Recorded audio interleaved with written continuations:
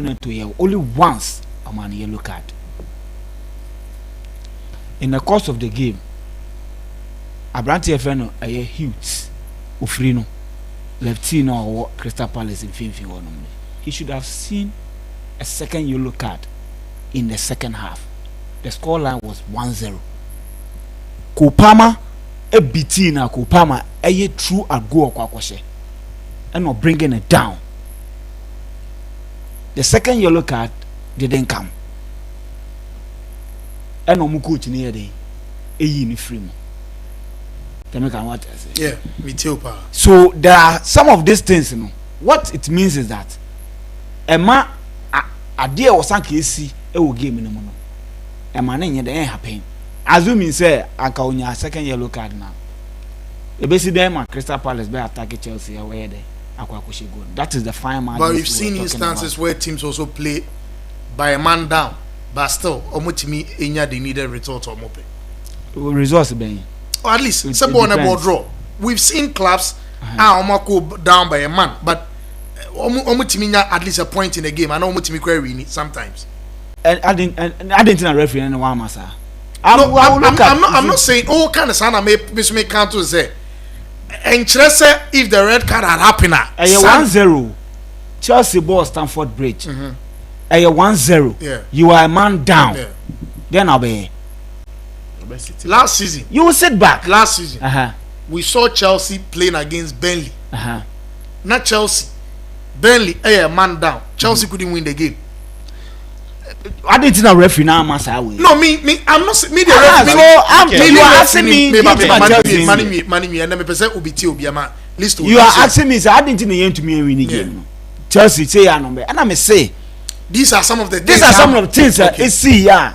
You believe, sir? Maybe we say yes. Matthias, okay. Obianim say Crystal Palace. Last season, after Omupamo Roy, the new coach by. He has been a delight to watch. He's a very good tactician. Yeah. He's won the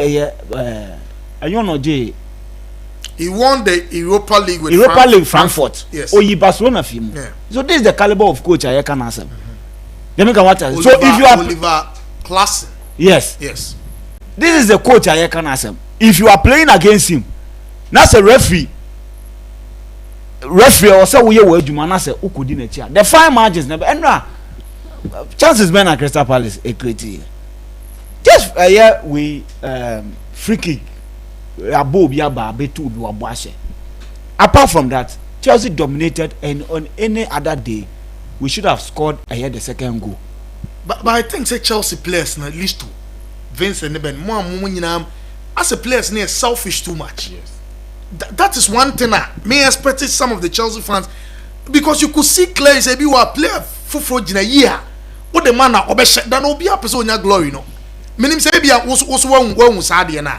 Well, I think that after season has started, right? And Obia will try to impress. So it is up to the coach to demand certain things from all the players, right? And look, Nicolas Jackson, there is a reason why I'm not Chelsea any abrace of Victor Osimhen. The chances now, Onyana, or make a good use of it. It will cost the team and made Marca Chelsea on the day I could say Chelsea. That same angle, people are complaining say that the angle was tight. We've seen strikers score from that same angle. Say, who bang keeper nessa? No one man far from her. A bit didn't so best. But on the Odu or kick ball just like that. And oh baby, Bobby say, Omo troopers be there, Eddie man. One more on target cry. Look at baby or target is over bona. And to clearly tell me say, striking now or striking. There is a whole lot of things that was because I believe Chelsea has had 3 points where now you look at the topper. City 3 out of 3, Liverpool 3 out of 3, Arsenal 3 out of 2. 2 out of 3. Yeah. So at least in Chelsea 2 out of 3. Yes. At least 6 points. The game wasn't any bad at all. The game was there for us to watch it. And at some point, look, Chelsea supporters now Moko Stamford Bridge. Attitude towards the team need to change. Because at some point you will need the supporters to rally behind the team, because the team know our talent, right? Team not show say individual talent, right? But obi on your chance be obey or better. But the moment mobile start you know, and players need to take rusty decisions, and more take bad decisions, and then at some point, and then cause the team no. At some point, it was causing the team because of what the demeanor and the posture are never a stadium on. So it was a bad. It felt like a defeat, right? But I would take the results. Any first now, and can give me a defeat Chelsea same side. Chelsea the lose crown a bed, and I can be coffee because Crystal Palace is a well-drilled side. They defended well, and at the moment Omunyo chance, they took it. What I said, it was out. It was not say be a work or no. It was both freaky near the even that freaky. We couldn't defend it well. So defender not then right a clear ball if you want. So Ujaya, that's why I always say clear ball. Now when him say enter we are enter center. A when you ball to true, it is better. But so bonne could see dangerous we are. Players no. And one is see keeper never be chebo. Ujaya keeper no man keeper ni so ball ni man. Aka that moment anka anya den. I think that since Enzo Maresca took over, the only game Chelsea have played to be able to keep a clean sheet was against Club America. Oh, he keep it clean sheet against Salete with 2-0. Okay, so these are I'm looking at teams. Most of the games Chelsea have played now as a conceding rate also. You see, a young team sanity. Young team you will concede. Even Man City now, established defenders, established midfielders. They are conceding in almost their games against even Ipswich Town. They conceded. What I say, it is saying it's not about you conceding. It's about say who outscore, right? Who outscore your opponent. And Chelsea had all the chances to score the second goal to win the game, but it was a difficult afternoon. Especially in the second half. It was a brilliant first half. Okay. Chelsea was brilliant first half. And look, we shouldn't forget, say, this is a new team. Coach started to indeed 2 months or 3 months. That is what people forget. Maybe our game against ABR is it because a new team, a new coach? Most of the players new now can answer coach in the buying chair. Which of them? Coach, I want to ask my question based on the Obeka. Coach, yeah. At the new, there are new players, new ideas, new system, new everything. When was there a year for fun anyway about center peda? No, there be. I feel no more. What I say? Say, I wish you're right back on one. Is it Rhys James? Say, you say left back in there. Ukorela eden ateki yes our position into ono na way then you say afina cool any for fana I started here the airbo so now it is clear say mo no mba be den omba bebo now regimes ba be ka ho then now afina mo ba be build this the network between them up front last season at some point Kupa Mabebo left side. Say clear say Obebo from what? The middle. Or no baby the creating force. Say clear say Madueke Nabebo the right side.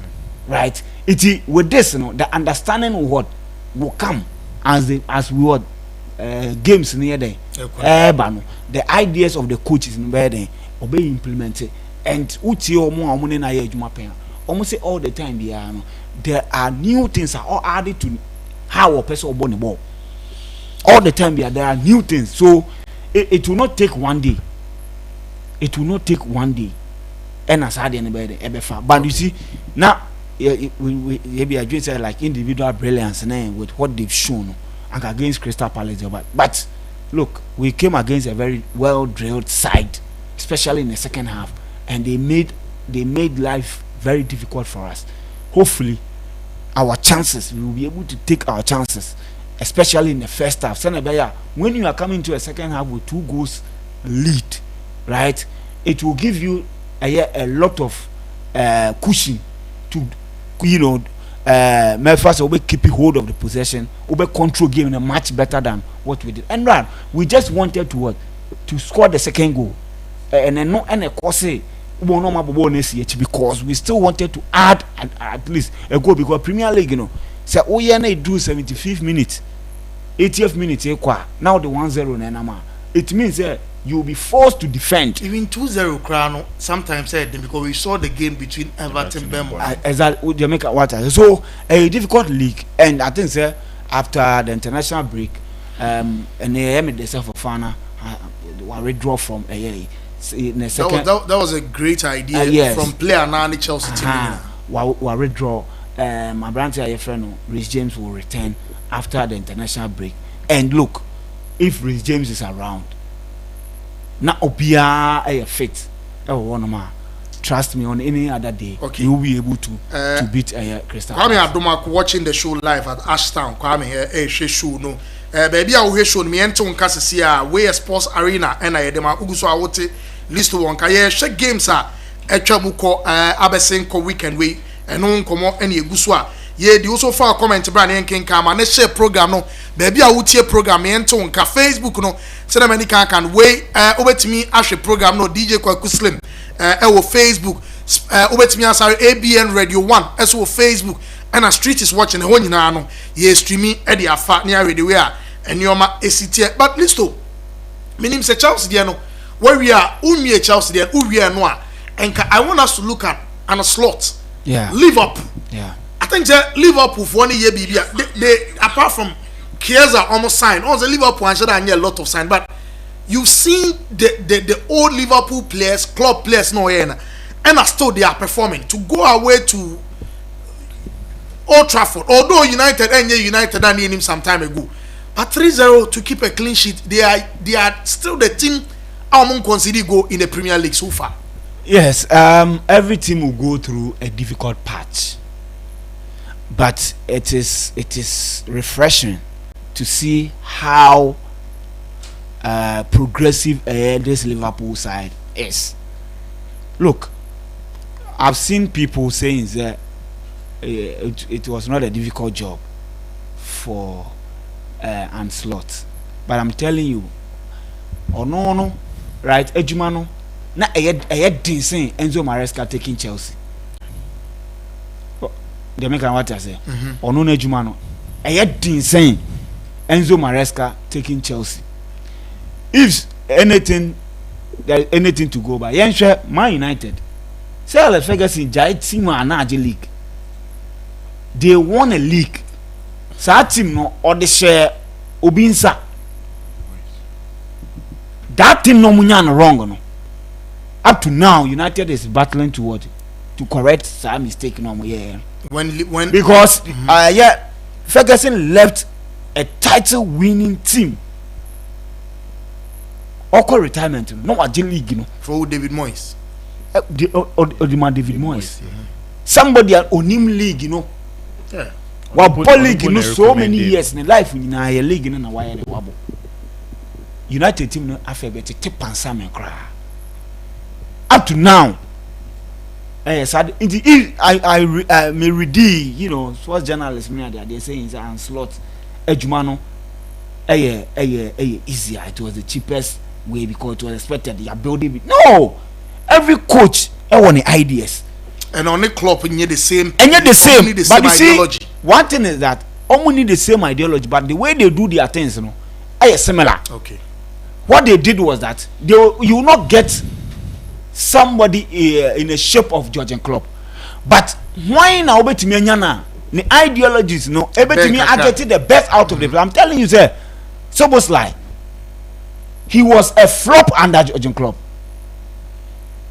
Szoboszlai muko fan ifi Leipzig no. Obi o Liverpool fan bia or honest will tell you that they couldn't see the best out of the boy. What was the reason? For whatever reason, I feel no about for coaching the system no, it will take time for him and all that. You make what I say. But a coach aba only the best out of what? Out of them. Liverpool struggle last season. You say no many defensive midfielder. They were struggling. But today, this time, the same issues, the same problems, and the one defensive midfield role. Right? They wanted a particular profile. They didn't. Russia and second choice be they wanted Zubimendi. Yeah. And no one push some concophobia. But club Kaisedo Wenyano or Momoko Stuttgart Ecofa Japanese and do the near Edna by. Let me go to say. So coach near find the flowers in your mano. Okay. Born or born a different. What blended a yes, sir. You know, he's playing wonderful football. I'm telling you. And I think no the Dutch league, you know, when he was winning the league with final, you could see a coach at Nensano team, you could see the team playing to a certain pattern. And now when you look at the Liverpool setup, as you are saying, I'm not sure, just to be honest, you could see when they are attacking. Yes. When they are defending. Gravenberg. Yeah. I mean in Liverpool, top Liverpool people say yes. When you came from Bayern. But yesterday, any under coach, have you seen how he's playing? Yes. Because Jurgen Klopp team no. Now it was not midfield base. Jurgen Klopp team no. That is why medical become happen. Or a midfield of Fabinho, Wijnaldum, and Henderson. The whole season, almost to me ball edge league. Now I had 5 midfielders way, 3 midfielders. Almost cliche, almost assist combined in rule 5. Because the game now kasa game no. You saw the flanks, the fullbacks, and the number 10, the number 8. What I say? Yeah. But today, when you somebody or don't know a press resistor, who can say press resistors made for this now? Omo ye ka krebi, Busquets, Partey, Jorginho, Rodri, and or no making sure the way you add Latvia to the same people you are talking about. Yeah, Latvia too is that type of airway. Okay. Kovacic, that type. You open press almost a day. And one thing about Gravenberg is that he can progress the ball. Okay. He is very skillful and can give a pass. The American what I say. Look, a very all-round team. At some point, it was a training session against United. They were passing the ball around. This is not Liverpool under Jurgen Klopp. The point is that Jurgen Klopp had to play as we are very clinical. Both all the strikers, wingers, and we are very clinical. Midfielders are now they were not in existence after. So I had 3 midfielders in America almost a that is why I'm saying that last season, went to me Angelique because of midfielder. But they've gotten a coach who is not dwelling so much on the fullbacks, but dwelling on the midfield. So this the problem now I'm facing last season. Now he's making a lot of sense from the midfielder. Okay. What I say? Now they are dominating from the midfield. Okay. They are passing and they are creating a lot of chances. They are playing with a lot of aggression. Okay. Klopp, they are not winning aggression. This team were aggression and kasa. They play with power, pace, and they blend everything. Look, you find the flowers near the Yamano. Or buy no Kasabibre. That fanciful Yamano. What I say, any going about doing his business. You don't see him crying over say you play away ni yano. And I was like signing away ni yano. He is going about doing his business. And I'm very, very impressed with what he's doing. And look, if there is any team to challenge City. Was it the first time I made where I made Liverpool to second. Nah, the Chelsea to and I made Chelsea to third. What is City to and Arsenal? City to first. Okay. And I'm a day Liverpool to second. And I'm a Chelsea to third. And I'm a day Arsenal. And you're there to fourth. And I'm a Sabeka say, you're then you Liverpool free ho. I bet that second. Chelsea, about second. Yes, I'm on one bed. About that third. I'm I'm telling you, sir. Mr. Samano.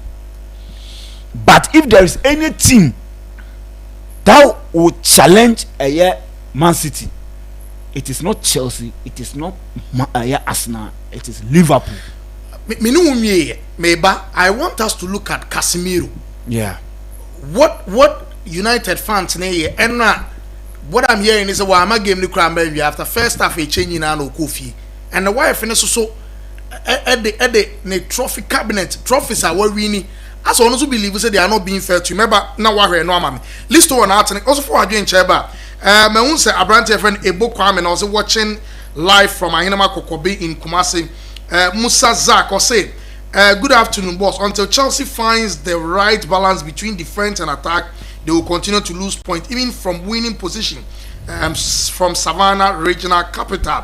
I want to also do a message, Eddie Freya or they ba Eric Opoku or say Koso and also messenger or they about also be me the message about I'm share program where sports arena and they bro you heard games now a baby and you can what you can't say list to where catch Chelsea as now or Manchester and Liverpool and on me a Jumedia Liverpool coach and slot my team no me busan about United Eric Ten Hag.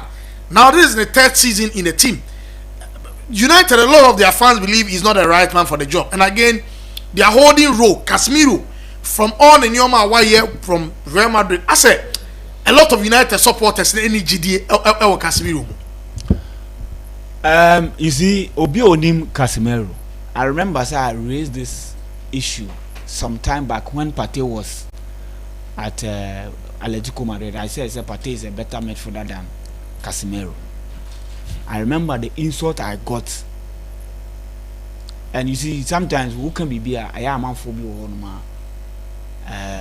they will obey the actual. But the fact is that Casemiro is very, very, very, very sloppy on the ball. Nancy and time I Madrid, but a honor, Nani duty was not to receive the ball. The duty was to what? To be a disruptive midfielder, to break opposition lines, to make sure so opposition attacks or no ne better they break it. Interdia na Ocha Madrid. To me because hey Casemiro pass and on my pa. It never happened. That's what I'm saying. Me build the point and then say, Madrid. The only thing I'll be can say. Hey, Casemiro in the park when you John pa. Hey, Casemiro say now we chat Barca player in the park. That is what yes, ni ball no. That is how the ball yes. Or no nya obi or no receive ball. Ebe dictate play. Iti omo the fantastic midfielders in the shape of Toni Modric. Any Modric. They dictate play. Omo no dictate pace no. Iti oh Manchester United. Now what the Frankie de Jong who is a controller, a dictator, and a good passer and progressive of the ball. What the nature no way nyano. Now go for Casemiro the neba. A say one ankasa who nim player open. What is a player no and who abeda ho ti yenko kofa nemra. In terms of what you are looking for no. So the balance United in the middle wasn't the profile Casemiro. Yes, because the extent at which Manchester United went a brand new player Frankie de Jong. And Frankie de Jong born at saying Obeti Bono, what dummy, what pass it, what control game no. Or pass ball, you name so or tackle be near the say on the ball. So if you need somebody very good on the ball, Casemiro has never been a good passer or a controller or whatever in terms of on the ball, or even in a career baby. So for Manchester United to go and bring him and allow him to be a single pivot. So number 6. No nje ball no fan come the 2 midfielders. In Kobimenu ni Bruno. You are making a mistake. That is not the game, no. They make what I said. And when the game, me say they will have problem with Ugati, no. I'm telling you,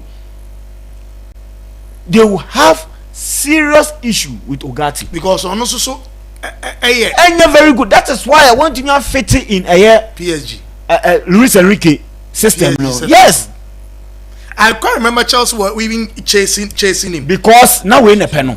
Pochettino style of play. Wanyama. Odi onya Wanyama. Wanyama ne die ne say omo ne ye beta kekeke. Ombo ne pass nye den. That is why Enzo was struggling under Pochettino because Pochettino money ball from midfield. Pochettino money ball enfa nye den. Enfa midfield. It is Pochettino. Ono say yes way for now omubo ball for wings.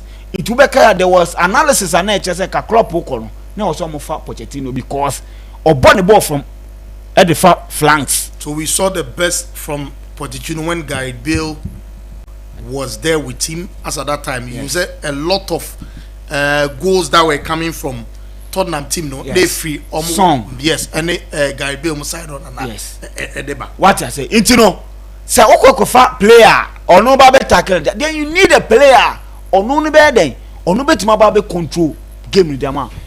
Kobimenu obetima say jumana. I doubt because Premier League in a standard the rate at which a coach is na top notch, no.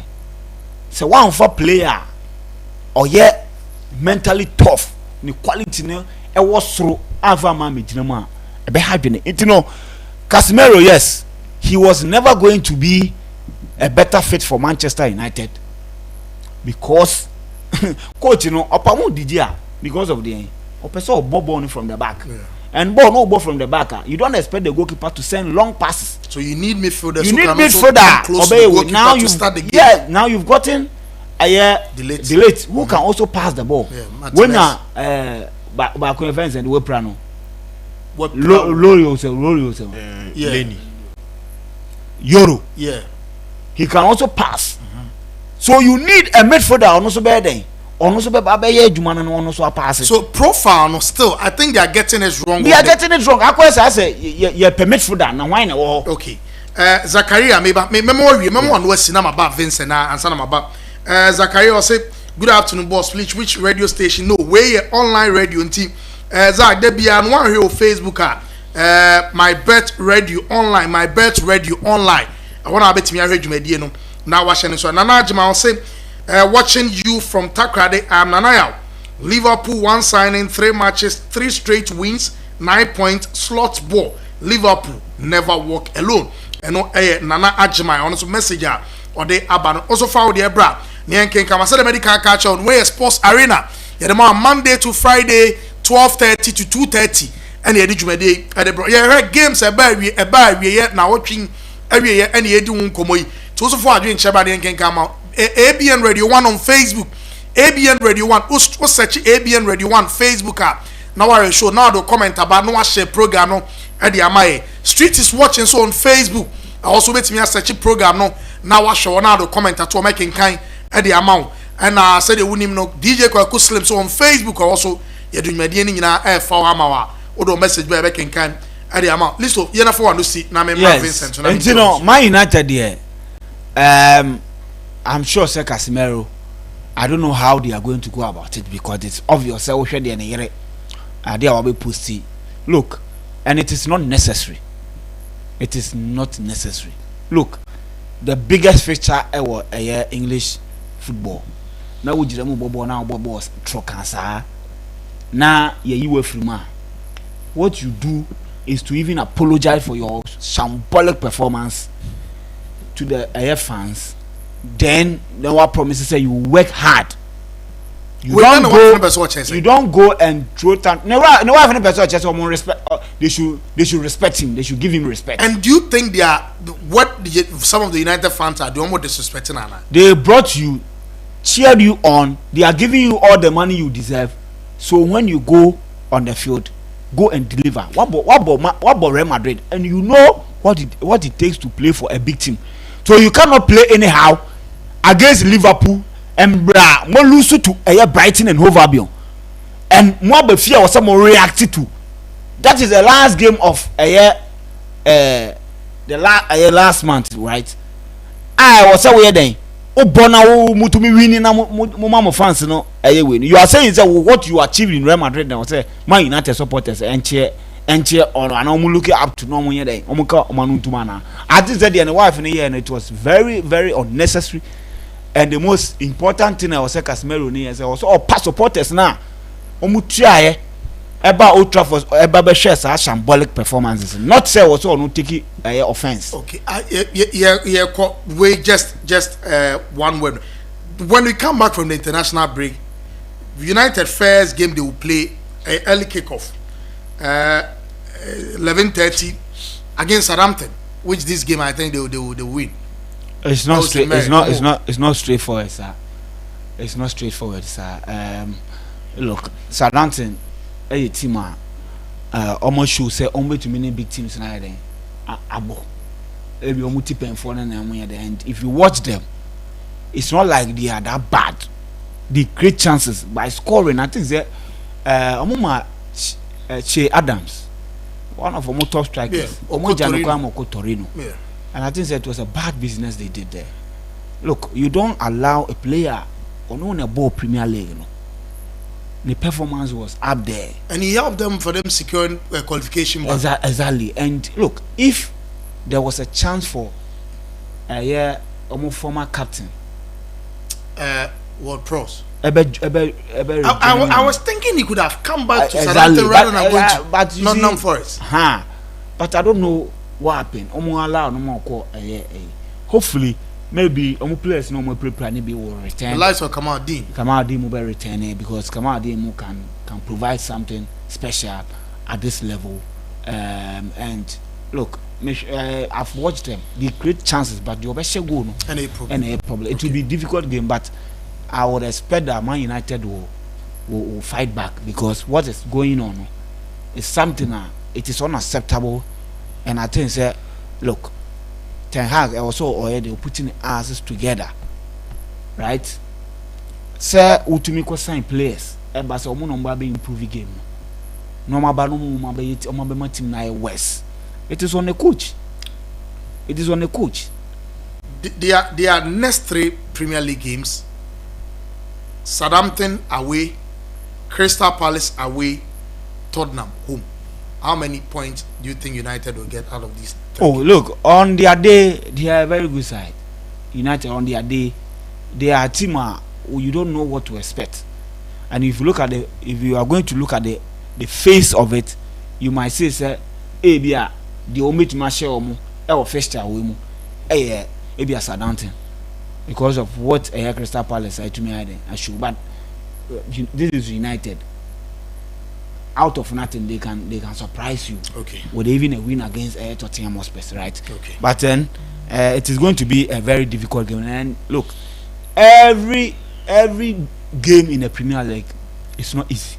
Okay. Every game in the Premier League is not easy. So if they want to win matches, they need to do extra work. Okay. I know a list of and I watching and can make na many Vincent Atwaso and Sanam about the money man. Benedict now and also the area man and Sunday baby fear.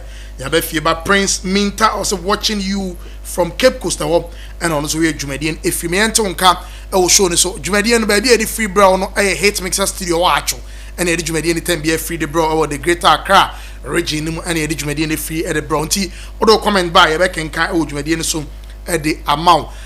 Visit Mammy too. Mammy have baby also person some a fever. Yan chat here for me and Uncle Sangasanam and Cameron Liverpool team. Obedience will quite the opposite. Oh, yes, so like me happy say one sang Saudi no class that here. Na my room Kakerbo or Chelsea game no. Oh, the one room crime you say I think say me your opportunity. I'm going to one show crank one management. Oh, but say a camp program. Me see what. Okay, Miss One show one made money. What do you mean, Anjo? Liverpool in United game. You see, I've seen that Casemiro. I mean, come on, also since last night. I couldn't watch the game, but my share extended highlights of the game, and you see, anytime beyond the reason why I make us say a coach like Mauricio Sarri is an intelligent coach, and this is a coach. Whenever he comes to the team, if the system no NCT player A, he will find a way to integrate player A into the kind of system we are. Is it when Sarri bad Chelsea? Now the people be say the reason why Intia Oman goal Kante Embo as the loan says, not the Kante ball as a right central midfielder. And he one goal Kante be brave. I mean the football career. You see, there are some coaches how they want to approach the game. They need a number 6 who is a ball playing number 6 who is a press resistant, and number 6 obetimi act say players too bad one obetimi release pressure every need 2 other central midfielders and any defenders some many space. That is the reason why the Dutch coaches, the German coaches, the Spanish coaches, and coaches of Omobo Johan Cruyff mo total football no, they need a number 6 who can do that work. And it's now called Barcelona because of Barcelona almost style of play no. They need a player like Sergio Busquets, Frankie de Jong, and Oni Hokra, or more young chap here also will pray. That is how they want to set up as a team. The reason why it's here, player like Thomas Partey, they stand with Atletico Madrid. Anytime be a Partey be ball against teams or more press or high, and I want to Partey in more. Okay, sir, Atletico in Liverpool game. I believe that was the game. Arsenal and most of the Premier League teams, they decided say they will fight for Thomas Partey, and Arsenal bought Partey for £50 million. That day, you didn't say Jurgen Klopp, any German coaches no, or more bought changing press, that high press. And before I bought that high press, you need a midfielder obey composed on the ball at the moment to be pressing obey any HOD upa football must say ya. Say open DM defensively, you intercept the ball. You very good at Unyo Bia to say Rodri. Rodri ne a defensive midfielder make say about these 2 aspects. Say Yenji Bono, Yanka midfielder, so I'm more press here, obey me ye free. I mean that pressure the Ediama Gundogan, Phil Foden, and Kevin De Bruyne no mass setting of attack. No. Rodri is one of the most complete DMs currently. You game anymore. When Sarri came to Chelsea, no bought Jorginho as the number 6. So Chelsea started attacker. Now say 2 center pair no, split up. Jorginho no, and the quadruple midfield goalkeeper no from Kepa. And so now I share midfielders no then him no. And so now attackers no cry. You bet me beginning attack. Same thing as Man City or starting attacker or starting free Rodri so. Barcelona then time Busquets one started free those midfielders. So the reason why Ten Hag buy the first season because Ten Hag first season no how an Obok game no was different from the second season and the third season. Whenever United Asia team high pressure, they find it very difficult, and that game Casemiro so. The reason why you best started last season no about Kobe Mainoo no because Kobe Mainoo composed on the ball o personal obey, but he lacks some 1 or 2 things and improvements. Remember Obekaya heroes after say Kobe Mainoo may say first or 2 games started from Beijing, the other games in are not started not later you be in free, but they have Declan Rice. Many people believe that he's one of the best defensive midfielders in the game, but whenever you want to start from Declan Rice no share that player most of the time so bit my yes press resistant watch Arsenal game anytime they are playing since Arteta buy na Ghanaian Jaka wo any party wo and I say player ne dey Odegaard wo whenever they want to start attack na the team need press some higher you see Odegaard ne party mo drop in come and take the ball but almost set it off no more you see Abranta and Declan Rice United game na kwa say HOD so press some high na Casemiro come reference number 3 because Usha Iron Slaughter and no trainee pa because Usha asema coach kan or you be observing the opponents and it's right and no idea United anya the right and say omuma Casemiro mum eba emum ne begina actually say na list o kan no during Madrid game, Madrid time, whenever Madrid is starting an attack, no more press or more, you will see Toni Kroos coming in. Or no Babaji Bono, and you Casemiro never either Toni Kroos or Luka Modric. Now no Casemiro in regional midfield. Whenever the team loses ball, he will be the first man to break the attack of their opponents. It's no United then say, and no Liverpool ever high press. And working more since I am slotted by HOD since preseason we're constantly just 2 goals. And you see a team about high press now or the Luis Diaz any Mohamed Salah any Dominic Szoboszlai eka ho, so you see more numbers in your or more opponents no half. So hope so best start attack now. Before a ball no ebe try these 4 people no, you will bring a Gravenberch and McAllister in front of the 4 defenders are omujina listening. So anytime Liverpool are more players on the field because mere 1v1 situations and they will catch a McAllister and then Gravenberch say and then Liverpool a defensive midfielder omenya. But if these players want to play, they have to be aggressive in our midfield area. In the no we are Gravenberch and McAllister. The moment Casemiro will try somebody Bob Marco be menu biano. Na Gravenberch and McAllister mo bully akwa no magic ball. No bully Bruno Fernandes no magic ball. Into omo ma onya ball nimpe. In as much as United possessing more of the game no.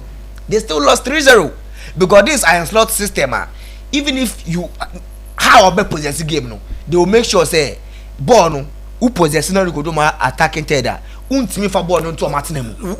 With you saying United had a lot of the ball as in possession? Yes, I think that where they were also possessing the ball, not yet threat to Liverpool. That is why they left it to them. Someone possess one half. That is why I mentioned. But the 2-year half are very important. Yes, because you high press no, because a very difficult say obey 1v1 pressing throughout the game.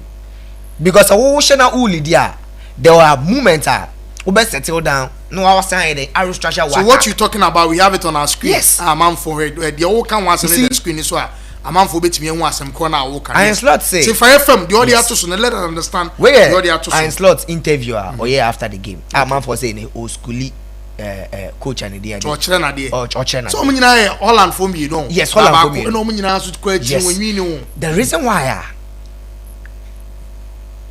Ten Hag bar United now all force Glazers and say on Biaso Amokofa Frankie de Jong brano and no you who will give me.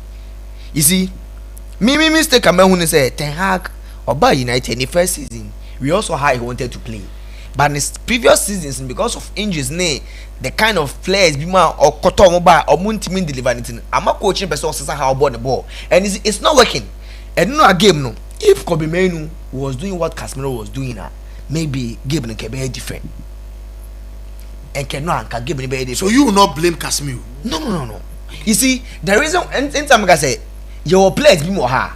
Mimi Cecilie, Ode Caicedo, Ekobo center back. Na you could share team meet say Sunderland. Na Sunderland they are crossing 10. Na nina you refer Caicedo Subesha.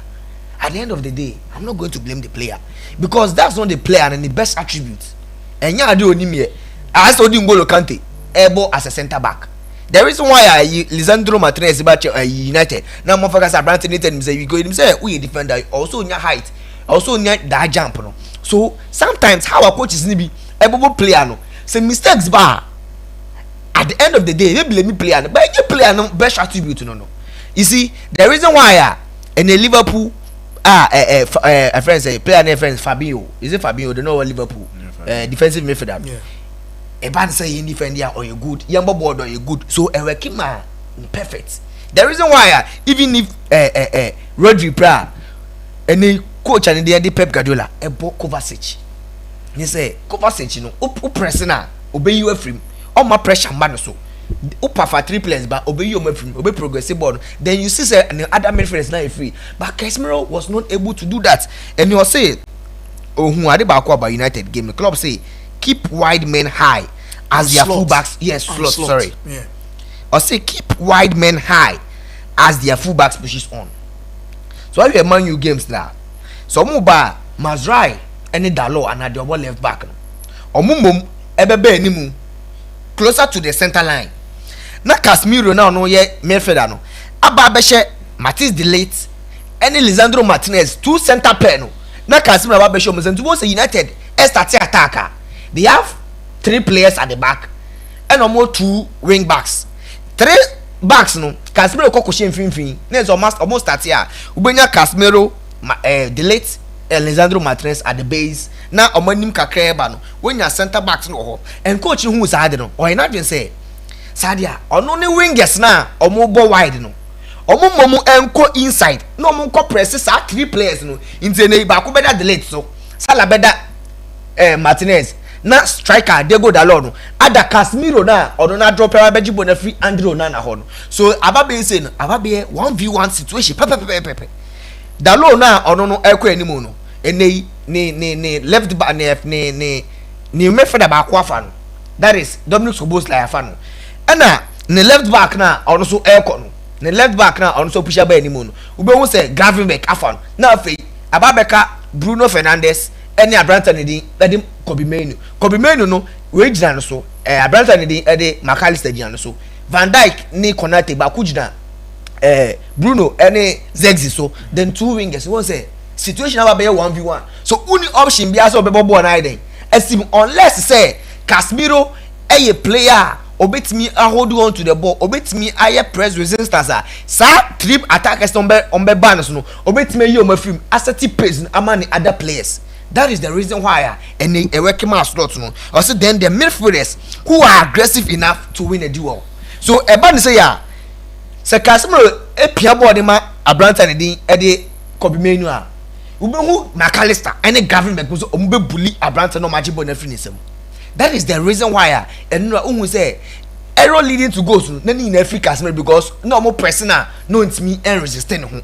That is the only issue at High United. In as much as say omo nya possession more omo create chances. This is United team and they tactically iron slot able Ten Hag. And you see the Hag the Abranta edi Manuel Ugarte ba.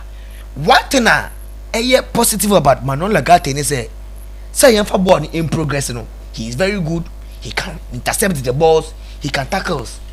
But if Ten Hag ekoshia tima obe presso like iron slot obe presso like Enzo Maresca Chelsea no one to me you born and free man on ball no midfield. That is as easy as it is. Midfielders ebe mistake Kobe Kaya last season Caicedo free Brighton by Chelsea a Pochettino Bayern. Na Chelsea started attacker both Caicedo so drop in na send ye ka say Pochettino used to wings no onya settings both regimes ne say either Chiwa na Kukurela no more ko animu then you both say Casemiro Caicedo Bayern the first 5 games error leading to go so bebre Caicedo na man focus for flop for Chelsea last season say error leading to goals olusu balls bebre e ma e koji koshomo.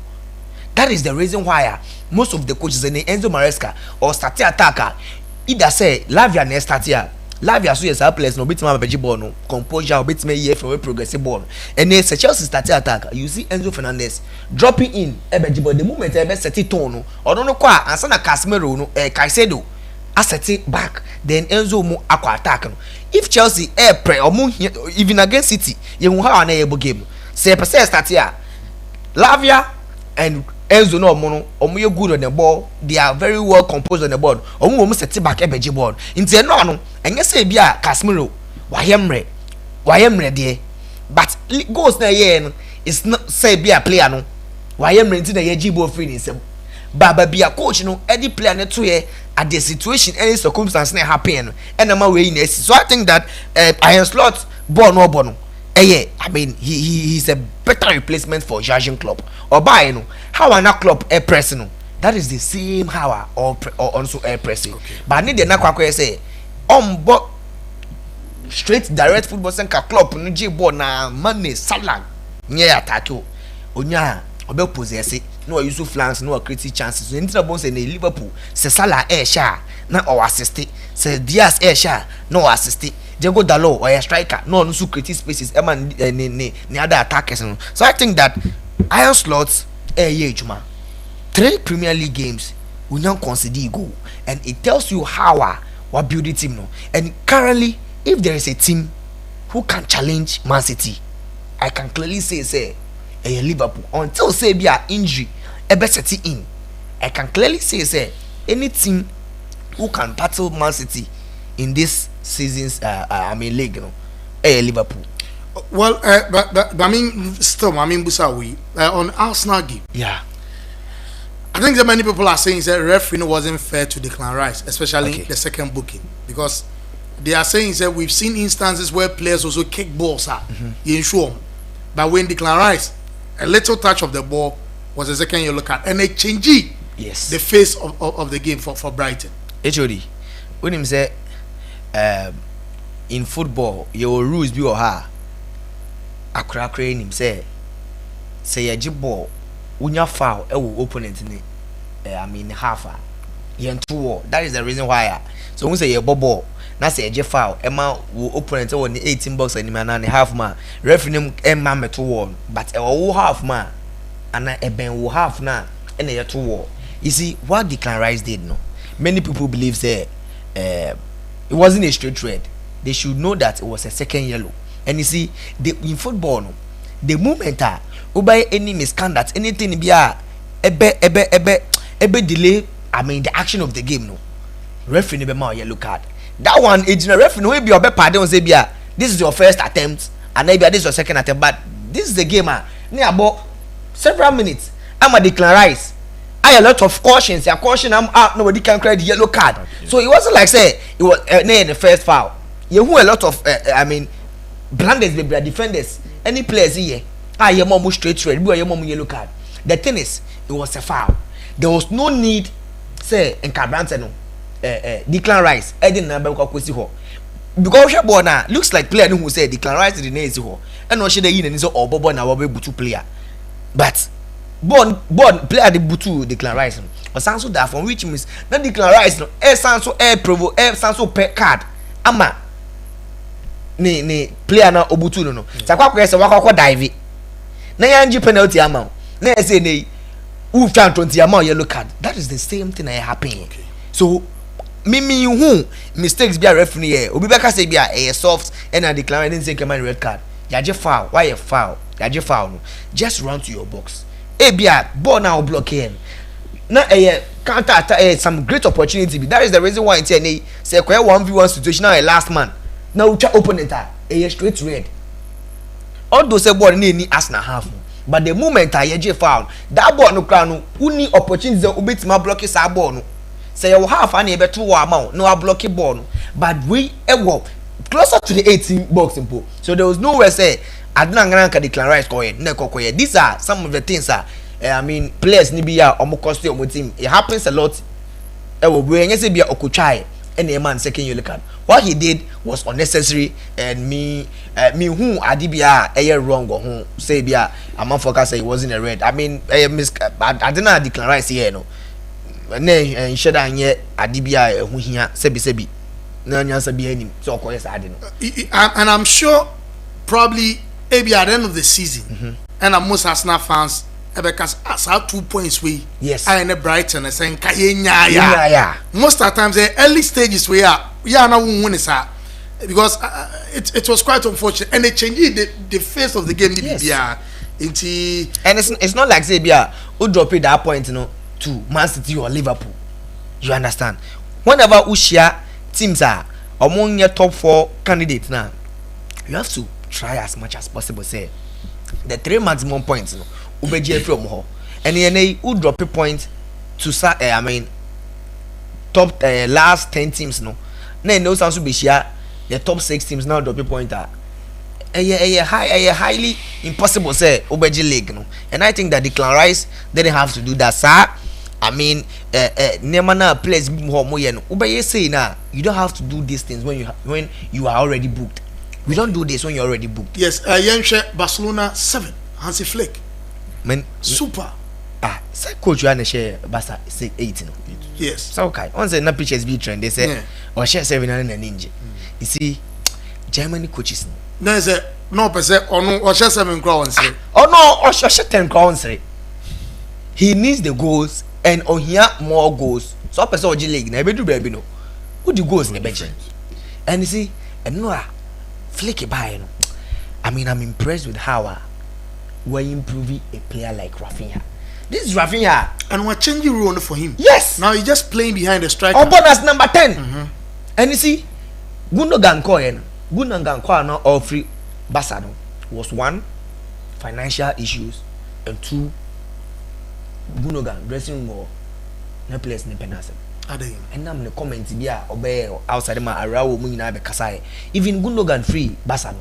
None of the players, just one player Penna congratulated, none of the players because Gundogan then reporting just dressing room or no lose dressing room, no players no in the comments be here no. Now my players will be none in Kasa, Arawo and other players no in Kasa.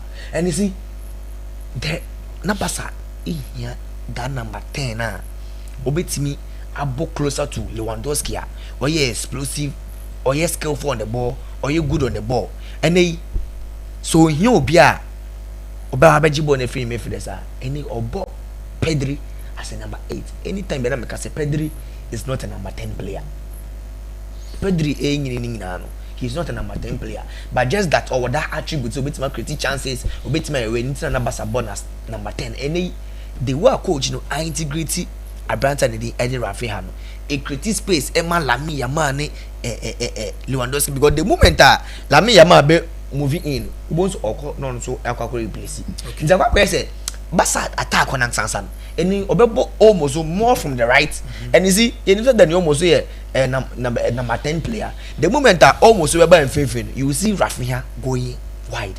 I mean Hansi Flick is positional changes is really working for them and you see or a top coach all Babasan we knew say Nabasa or a bedu moment bia they will get the best from Hansi Flick. Atletico Madrid, Real Madrid.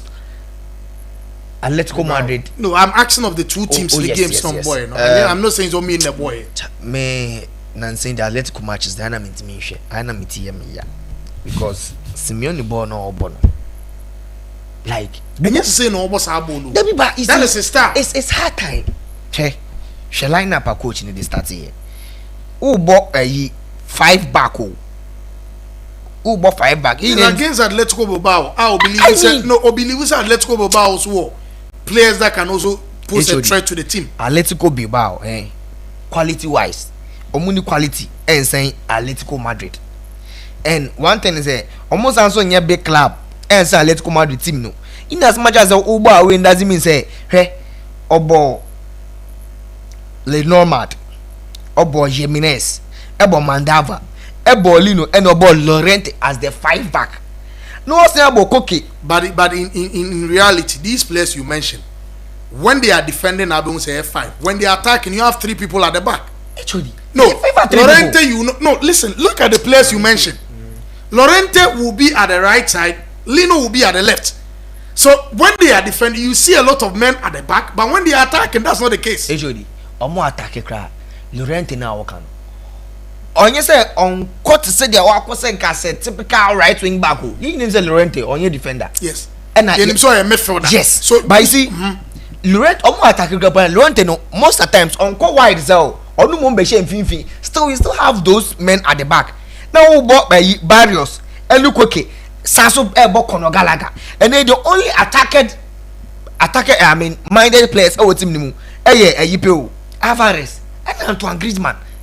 How? No, but he still won the game. Oh, Massa. No, he still at the end of the day, what is Atletico Madrid supporters looking from Diego Simeone? Are they looking at the beauty of the game or they are looking at when was the last time?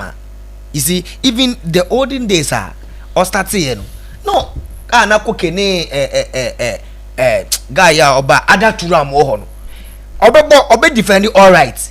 But also obe 4 attacking minded or 5 attacking minded players in the game. But to say put it like assembly cry a time more. But although he won the game and Atletico team, I don't know how they want to set up because if this is how they are going to play, trust me, they were grown omo project na farm other teams na so I don't know. It will get to a time if Diego Simeone is going to stick up to haram football no bona. Here they be require La Liga top one on beam. It's hard time, and you see that's the reason why on Fleet Atletico Madrid into me attracted some of that attacking players. Well, but I believe said you okay. Most of Atletico he is the longest serving coach in the Spanish La Liga as of now. Yes. And they know the reason still. I'm keep faith in him. That's sure say most of Atletico Madrid supporters be a disappointed with the players that they've signed, but most of them also have that trust and believe in him. Of course, you bring your trust in him because this is a coach. On found Champions League.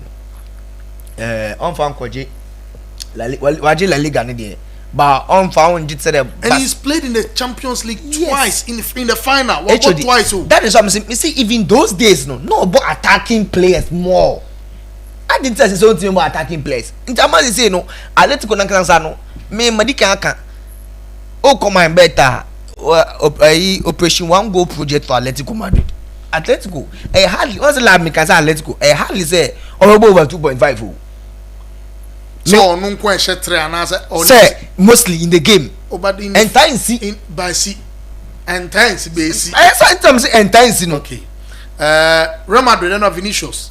No be any penalty is one there, but after Mbappe the first goal in the Spanish La Liga, there was a penalty Mbappe Vinicius Mbappe man boy. Yes.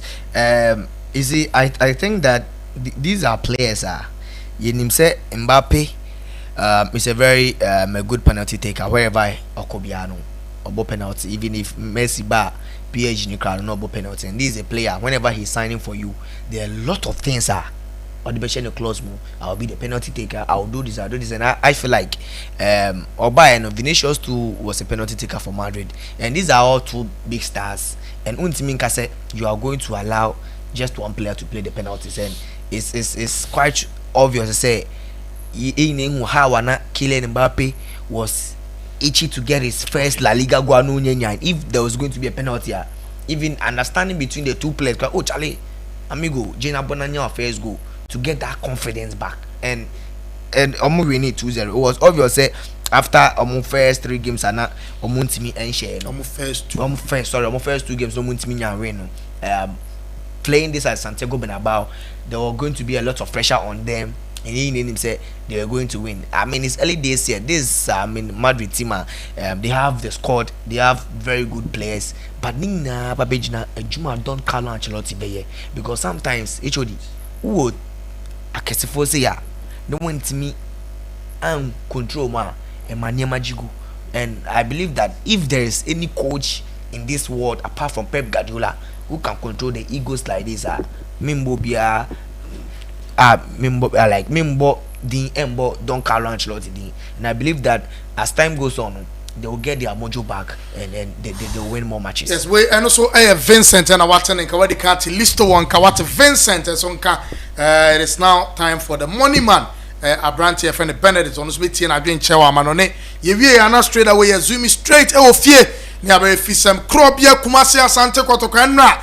Almost a vision 2 goals to 1.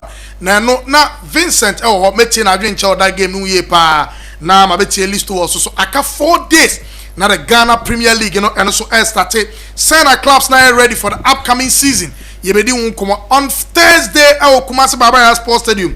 Ghana the journey to win your AFCON, your 5th AFCON no started. Are we going to be able to qualify to Morocco come 2025? And we are playing against Angola. Now say and the Mexico and now so yet and as what we yet say the coach or the senior national team coach Otoado John Pencil and Afatao Dauda. After so no makwa kwhwe game e otakwa moba no yesi nyame nkwa na accident kese bi ene so si ye no eno so ye ba betwetwe nkoma kaka ne replace some be lande ni omo nam kwan so a omo ba da ba kra na team no e de omo na ichem e okumase na eno so ye de wonsem ni nyina e de aba medical casualty live commentary e be bro e wo channel we so ntia no ahye ne so atimi e de MYBET Sports Arena ene e de bro MYBET.AFRICA so nya twa obedi udi so e betua akọ blue mineral water. I'm na aso ya sana yet bi dwumade etimi edebro money man mame ntia uwia na ya ram e wo fie na yetihwe efisem so an so yedebro etefo. Okay, echo di michia ya hwefo nyina me start free Chelsea game no na ma be wie e wo Man U ni Liverpool. So with Chelsea game no e Chelsea fans ye mu nhihyiom because season na start ye na enim say coach for about with a new system no dey ba no different from previous coach na ade oye. There are 2 different sides and away so under 2 months so Chelsea games out to say there are changes almost style of play in Nyama. And Enzo Maresca a coach bia. Every game bia no making sure say the next game will improve ya dia oye ewo. Se wo hwe Chelsea game na hu se Indra so mo build up Fafana a movie called the right side Caicedo drop it to center back. Na o ma start it nisa na ma Kupama a drop ya ba be number 6 to receive the ball no team akachi Crystal Palace for no on counter. Adenti ano SI Chelsea ni Wolves first half no.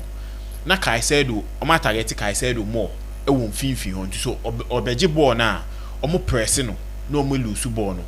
And with Crystal Palace game no hu sa de no e free Caicedo more often say Umbra do say counter no anko ya on the bare first person obet me intercept ball no.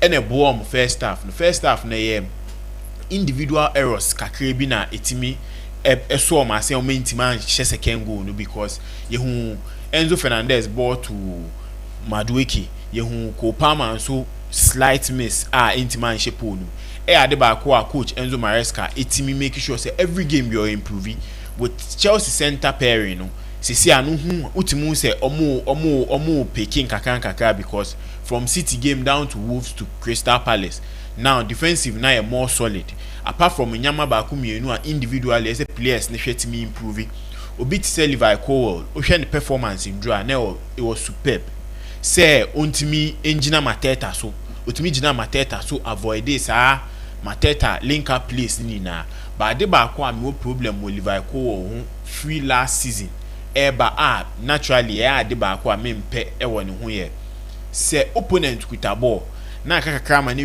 Chelsea penalty box no ma ofile said the best solution is to take here obegina firm a protecting it with the lower abdominal area than say obe rush we attacker no amana make decision say obema pass and obe try action no.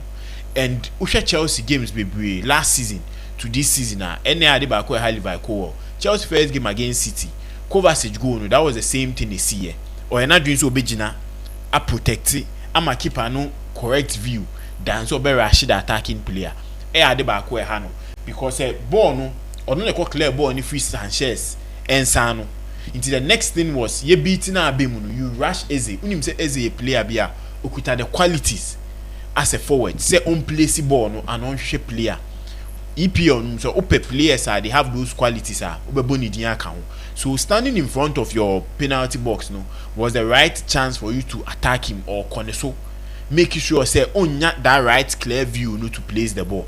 And apart from that, the defensive structure was good. And I'm say coach Enzo Maresca send every game you're picking BB into the next game. No. Chelsea next game after the international break. No, say maybe Levi Cole bet me adapt change from that thing.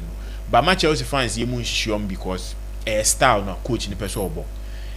Yemfa in Monyam ni na ma Crystal Palace coach because o making sure say o stop Chelsea attack no from those who almost sit back. But him say Enzo Maresca be na dream so be pressure from the wings or stopping wings no stopping finfin no.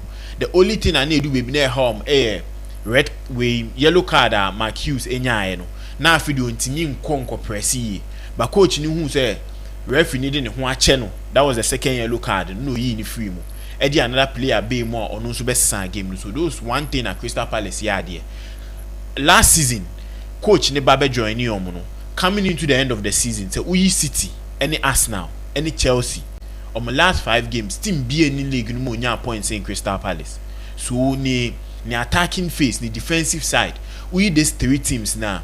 On there the third coach, the fourth coach, all round player, to me BT, the other coaches, top coaches now in the world league. I say out here, say on your coach be maybe or ye be kike onimadio. And the first half seen a game the second half will improve here, making sure so on my team near solid. Now for the Chelsea attack no I difficult until Chelsea moving ball from wide to wide trying to find the spaces but no you are not doing so criticize space anymore. And there's one thing about Boano going forward. The first 2 games were nyanye but this Chelsea game to say a head start more going into the other games no bet me I changes back but with the Chelsea players in so selfishness back me no be bim which going forward a bit my home so coach now addresses idea na be home Indra Jackson ya ball be and case team set up João Felix but no Felix or the right spot so shoot to Nkunku be mu no nso be the same similar chance and keso set ma ko palma but no feel so no gina the right spot to bet me shoot to. And this is one thing about cause games.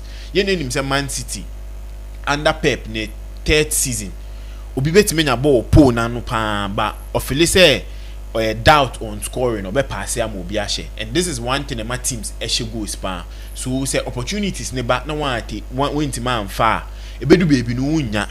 That was the mistake I had Chelsea but all round play was good. Chelsea Oshe omo SGR Chelsea had 2.35. Next is in case Chelsea more than 2 goals ever game no. And inyama mienu bi with selfishness kakra ne chances misses ne ntimi anya den more mu game no. So all round me say Chelsea going forward no mo be sua inyama ba ku mienu bi ebebo. On the Man United any Liverpool game no. Me starting free Casemiro side.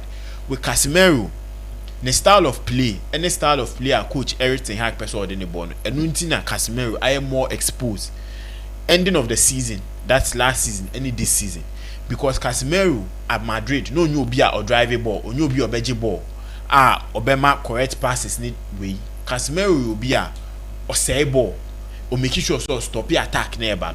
So going into a season now will be experienced as Casemiro now person still or yet at this age at this level at the speed of the EPL o person or ye ball progress amawa ube exposing to this enyama way this season Casemiro chances are lead to goals are United are conceding e do see goals in United share this season because of style coach ni person or the ball it is a fans need you menu kosua Casemiro so na it say oh yeah you play anama because a coach no style of play no airball say emfitina onu betima ka che coach say emfitimi but onu coach ni person obo a ontimi nka hwe sese na mchechim say Enzo Maresca hu kai said odie no o make sure say now on ma player no on jai ma ema like inyama emfufuru no inti no mo start game na on the ombegina free inti say game ni kona bia attack ni say ya he's the first person to intercept the ball and no na nke say coach Eric Ten Hag and mistakes bi wo ho ye woni team ma e cause ni team no dreadfully to say obi say Marcus Rashford in draw game no Garnacho position and now the Garnacho bono boy in any natural position no he was struggling ye name him say your game against Brighton obo Ahmad ewo ho he performed so well goal. So why don't you bring Garnacho to the Rashford position no him say the boy has been doing so well ewo ho the last 2 games or bar he's either scoring or giving an assist from that position upese obo Rashford at all cost obi enim the reason behind it say he experience inti say yeah maybe he been at the club for a longer time inti and now say past glory inti no obo Rashford and no problem any coach Eric Ten Hag but say ocean the signings going into the season oba Man U why signings over 616 million pounds or Man United and still the same mistake repeat on and on ocean players are signing with this amount of money 90% of them are either Dutch players or players of Mabo Ayas Onimo.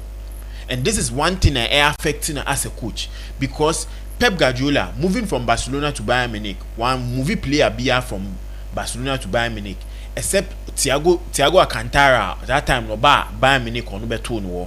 Moving from Bayern Munich to Manchester City, ye who saw the player BR for Bayern Munich by Man City or call Kimmich by Anyejuma.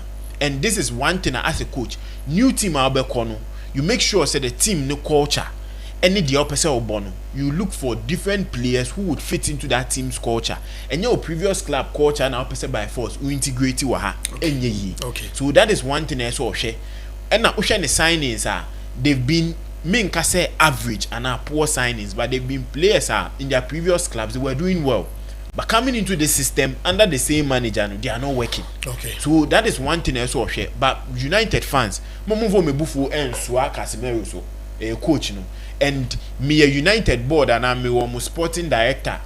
Eric Ten Hag should be sacked before international break about because some comments being passed say onye Harry Potter to do magic. My United fans say almost standards that high because in the last 3 seasons we coach Awaje trophy span we Pep Guardiola fewer on the next coach you shouldn't be saying this to United or Magic League titles treble atoa so United standard enye we EFL Cup any FA Cup okay. United standard the Champions League any Premier League it say ubeji these 2 trophies say they should relax some waji we are more. It's one thing that you are putting yourself at fault intino me pese United so mo pese team ni ko nenim with the amount of players that they've put in they should make sure that this coach doesn't come and play the Southampton game. Mate, I know the money man Benedict so the how they are we a United supporter. Do you side with him? Do you agree with him? Or you believe giving time to Eric Ten Hag will change the face of Manchester United? And also you're also Adrian Shaw there. But many list to best start with you. But Mamine Vincent, Musa Vincent, and one and Cape Coast Sports Stadium. Mami Musao, and how did the game go? Kotoko against Vision.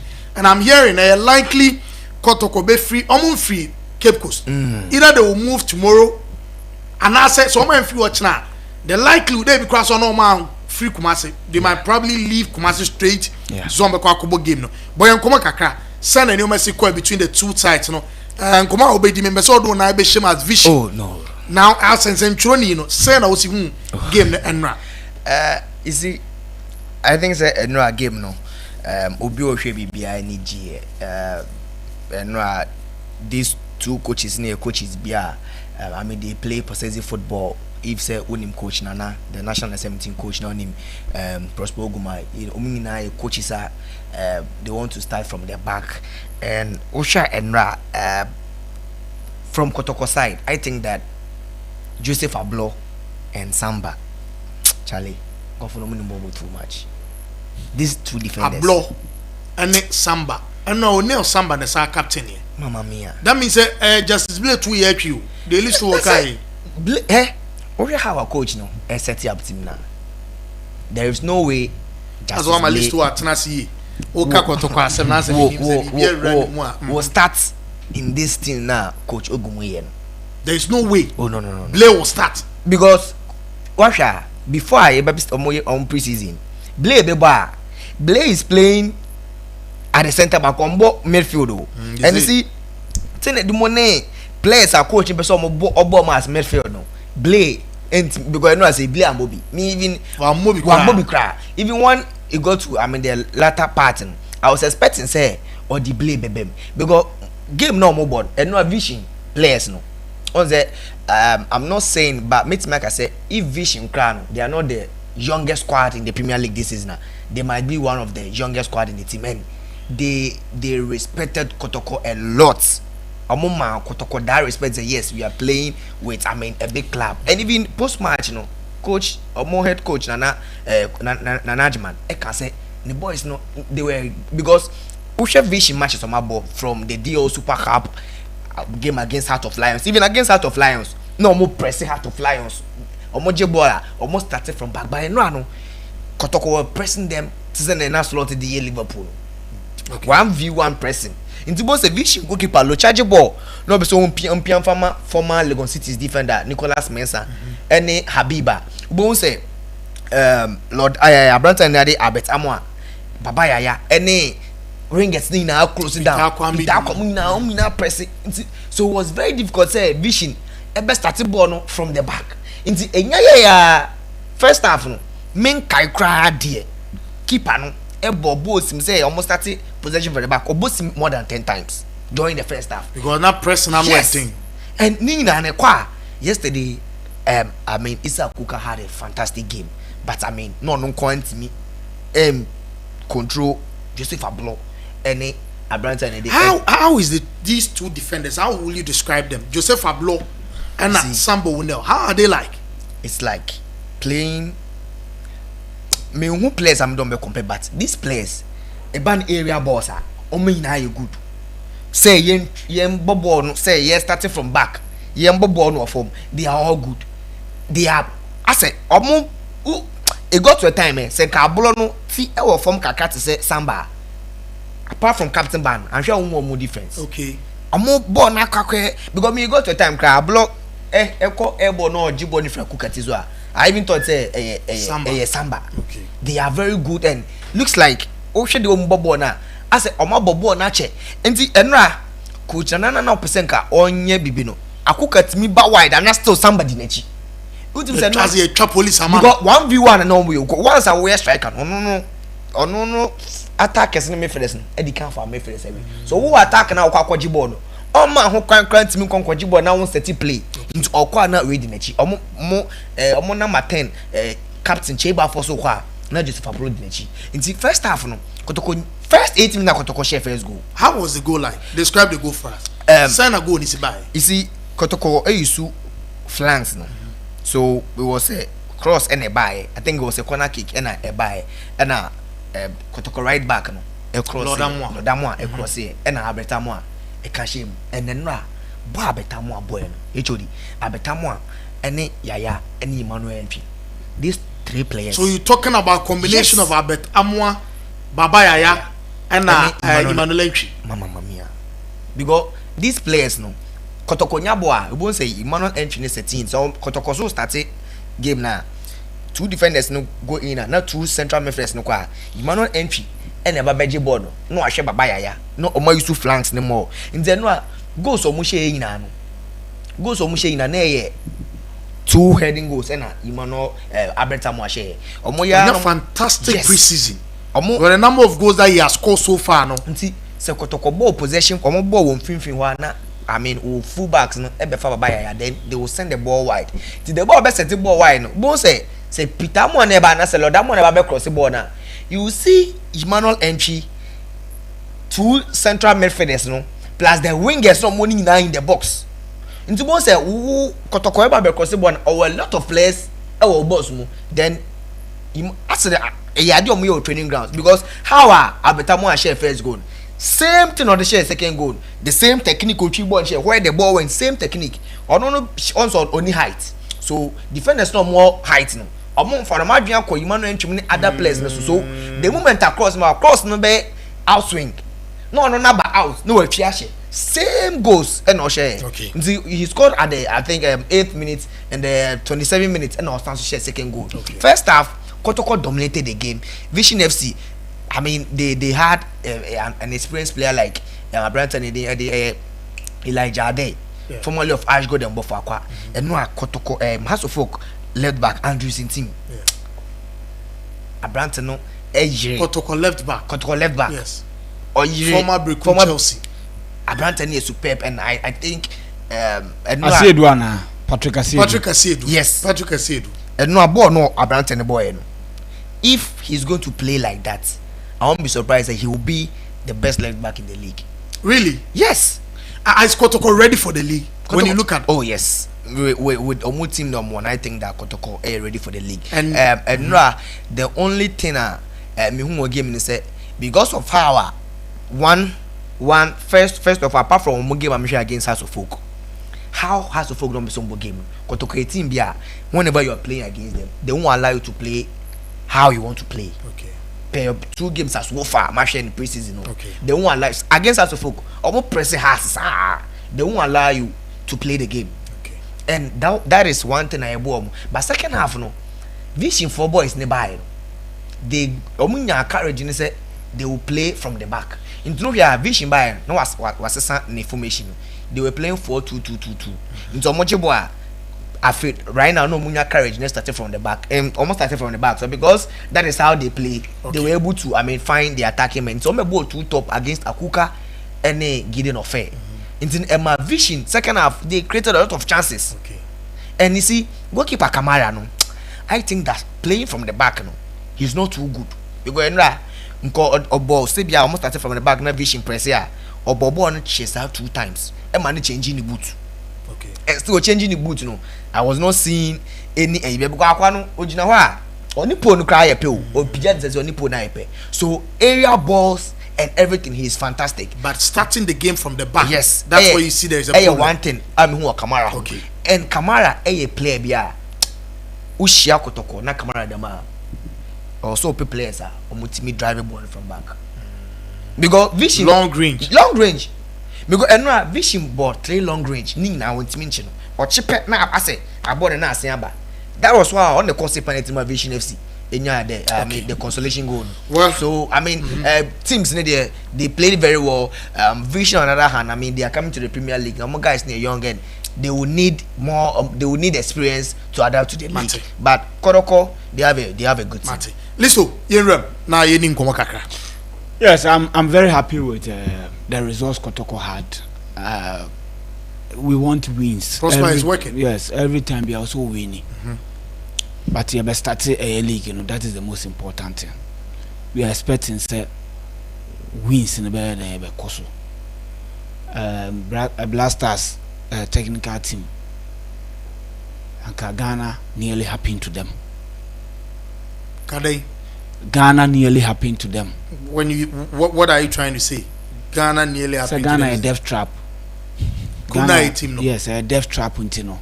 Why you careful? Na so you to ado free mo nyina no nyina na tikruma. And I make us say Ghana yes, nearly happened to them. And they are used to it.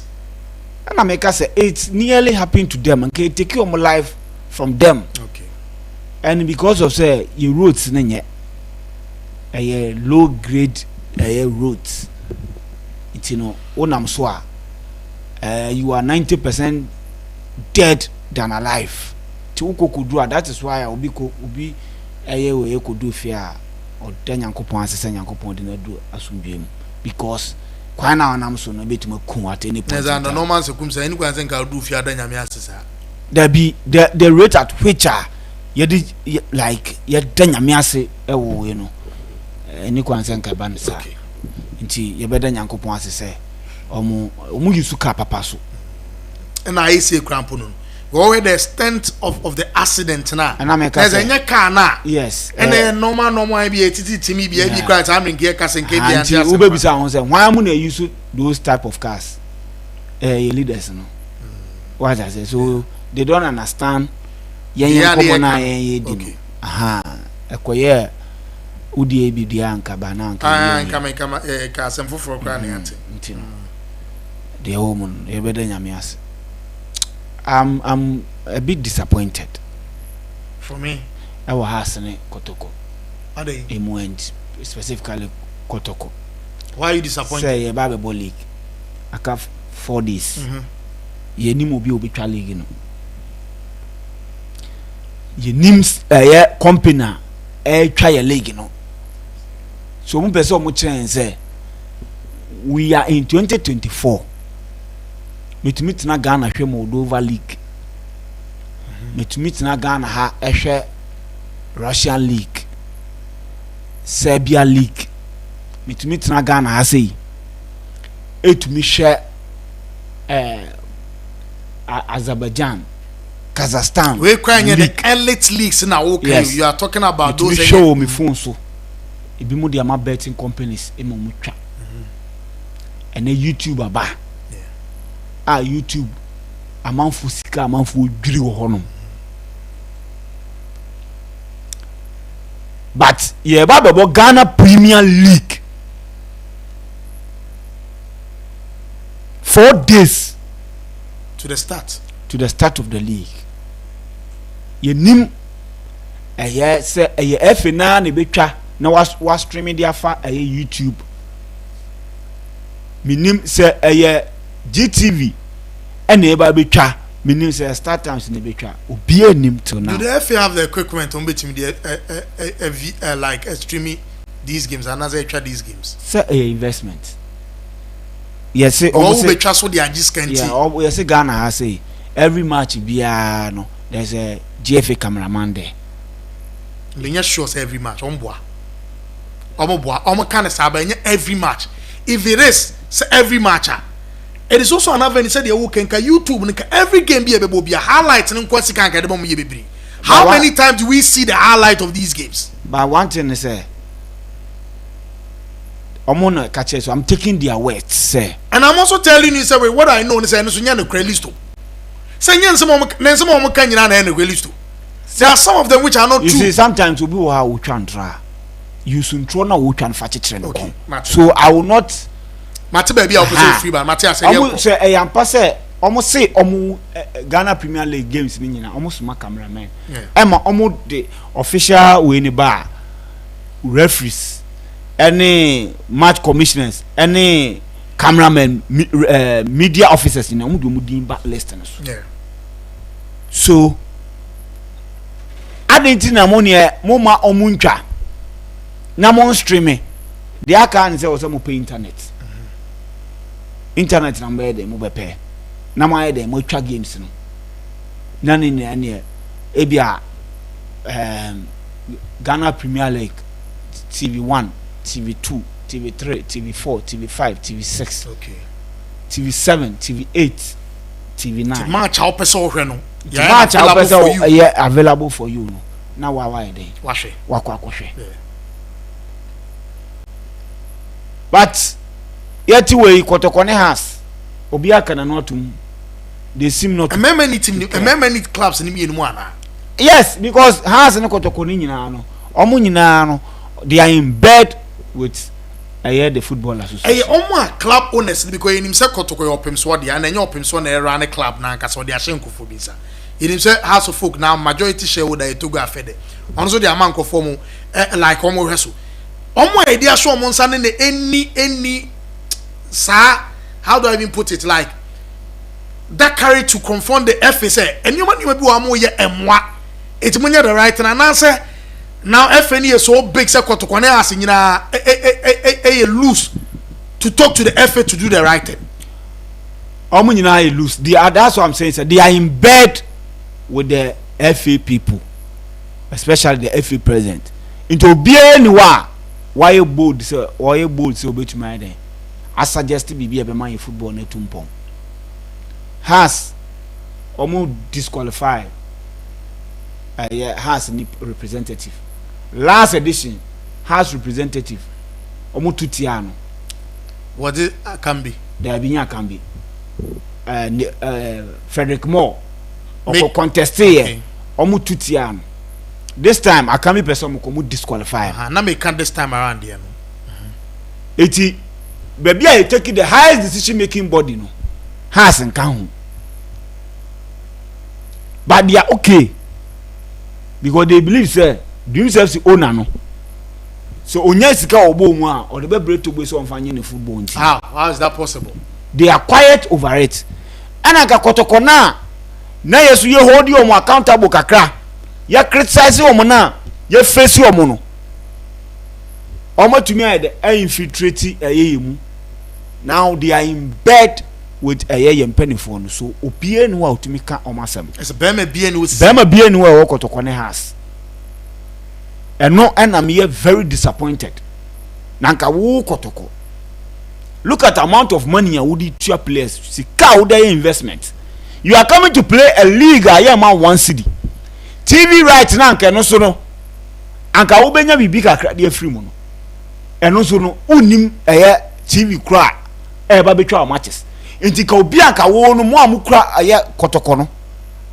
Na na penkra oni kwesi apia mo ni we mu a wo se ka mo gira mo na so eni mo nyama mo nyankopon de ama mo yi enipa eni adom de ne be ye mo aka de o be ne se o get sa de a ye kotoko de with the investment ayaye no ye matches ye be make sure say ye be stream for your YouTube so kotoko de ye matches ye be stream for YouTube say na be ye supporters ye den enhwe ho ye be nyesika kakra na de aboyi team ne ho bra you people are quiet. You are coming to play a Sakura League. At the end of the day, no people will discuss shame. There will be no returns. Players, no more pamu players. Mun to be tom player, and to be Fantemo Kasubi. Moswa, baby, kakra mubenya scano. Ye free one, and we are quiet over it. Okay. That is why I'm highly disappointed in Ayan and up in Kramo. You are a financial person. Chartered accountant for that matter. Yeah.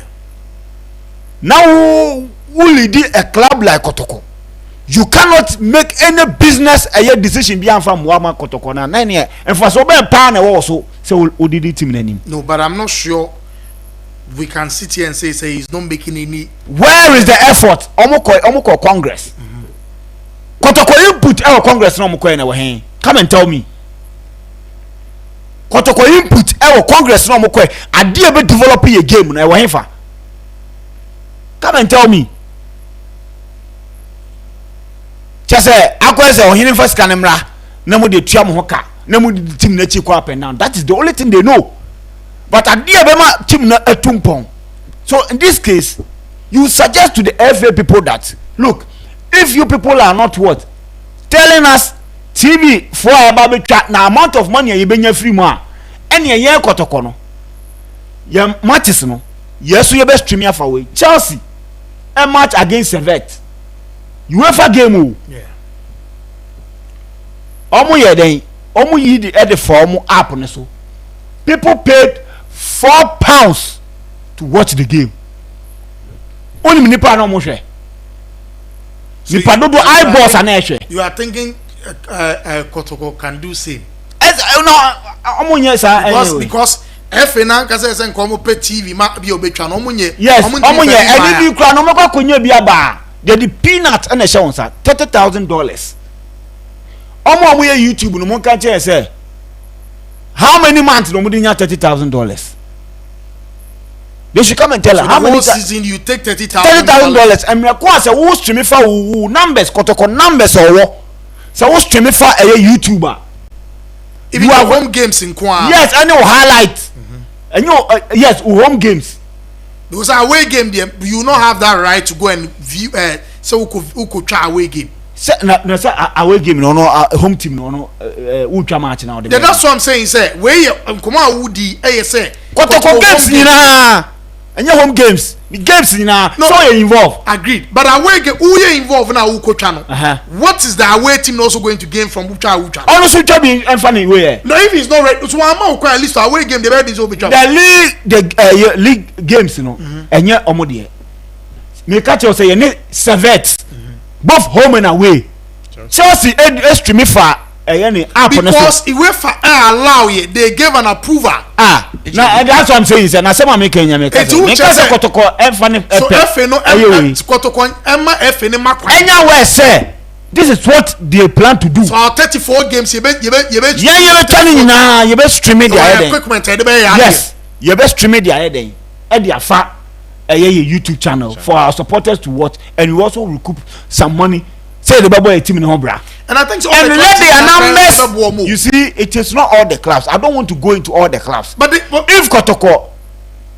standing in the grounds ekase oye bibia with the numbers Kotoko wono obia be kwakoda Kotoko me va say Kotoko tietua e wo league we mu omo league no if I so be na be bo so oh I'm telling you oh list that is no but you are saying say Kotoko go aso ntibi mo league no Kotoko go to be mo league yes that is why Kotoko den pesa o tres all numbers into the numbers obe man account it